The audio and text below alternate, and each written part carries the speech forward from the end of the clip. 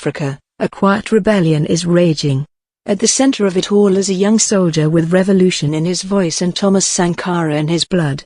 He came to power through a coup d'état, but not the kind the West supports. Not the kind backed by IMF loans or photo ops in Paris.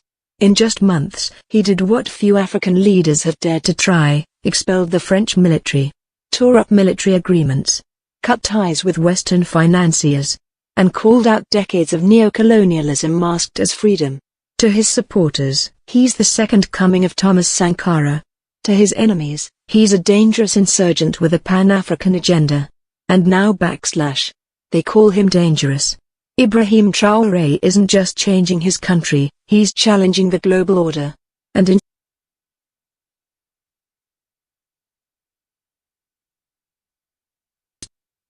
barring a Faso by the defiant, and feared by the powerful. But who exactly is Ibrahim Traoré? What does he want? And why is the West scrambling to contain his rise? To understand Traoré, you need to understand the land he comes from, a country that has buried more revolutions than any other on the continent. Burkina Faso, formerly Upper Volta, renamed by Thomas Sankara, the iconic anti-imperialist who ruled in the 1980s. Burkina Faso means land of upright people. But since Sankara's assassination in 1987, orchestrated with foreign complicity, the country has been anything but upright. Over the past decade, Burkina Faso has cycled through 5 heads of state, weathered multiple coups, and seen large parts of its territory fall to jihadist insurgents. Despite millions in Western security support, in the midst of the chaos emerged Captain Ibrahim Traoré, a soldier trained at the University of Ouagadougou, a seasoned artillery officer. He served in the northern Sahel, where villages were routinely torched by terrorists, and citizens left unprotected by the state. But unlike many in the officer class, Traoré didn't just take orders. He started asking questions. Why, despite billions in aid, was Burkina Faso losing territory every week? Why were French troops stationed in the country if attacks were only growing? Why was the nation's gold being drained by foreign companies, while citizens lacked clean water, healthcare, and basic safety?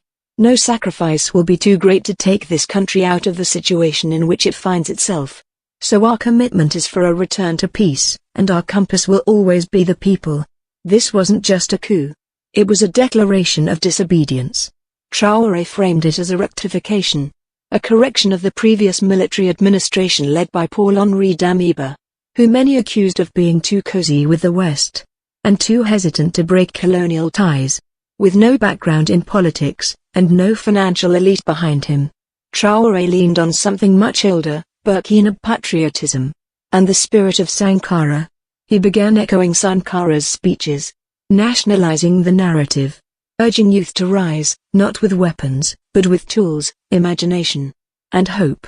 But hope alone isn't what makes the West nervous. It's what came next. Since gaining independence in 1960, Burkina Faso has seen more coups than any other African nation, 9 successful coups, and at least a dozen failed attempts. In 1983, Captain Thomas Sankara, just 33 years old, took power in a revolutionary coup. He slashed government waste, promoted local industries, and launched a war against corruption, illiteracy, and foreign control. But in 1987, Blaise Compaoré, Sankara's closest ally, overthrew and assassinated him in a France-backed coup. For nearly 30 years, Burkina Faso fell under authoritarian rule and Western alignment. Fast forward to 2022. Captain Ibrahim Traoré overthrows Lieutenant Colonel Damiba, accusing him of betraying revolutionary ideals and protecting foreign interests. A 35-year-old had just ousted a French-backed general, and declared that Burkina Faso would reclaim its destiny. Within 4 months of taking power, Traoré expelled French military forces, shut down French media like RFI and France 24, cancelled military agreements dating back to 1961, and ordered a full audit of mining contracts, 90% of which were controlled by foreign corporations. He accused Western development groups of operating as intelligence cover, and banned French NGOs that masked foreign interference as aid. Burkina Faso produces over 70 tons of gold per year, but almost all of that wealth leaves the country. Under Traoré, that gold drain is being challenged. But with sovereignty came pushback. Western media called him a militant captain, a Putin proxy, a rising threat. But here's what they left out, that Traoré's rise came after the complete collapse of trust in Western-backed governments. His government then suspended more Western outlets, including the BBC, Voice of America, Le Monde, and others, citing biased reporting and media warfare. Even major think tanks, the Atlantic Council, Brookings Institution, published op-eds warning of regional instability. Yet many of these are funded by Western defense contractors, raising serious conflicts of interest. Control of information is control of perception, and perception shapes policy. If Traoré is seen as a liberator, he gains sympathy. If painted as rogue, he becomes a justification for sanctions, isolation, or worse. What truly frightens the West is Traoré's vision, a Burkina Faso, and a wider Africa, free from dependency, free from manipulation, free from fear. Then came the coup and assassination rumors. In December 2023, reports emerged of an attempted ouster.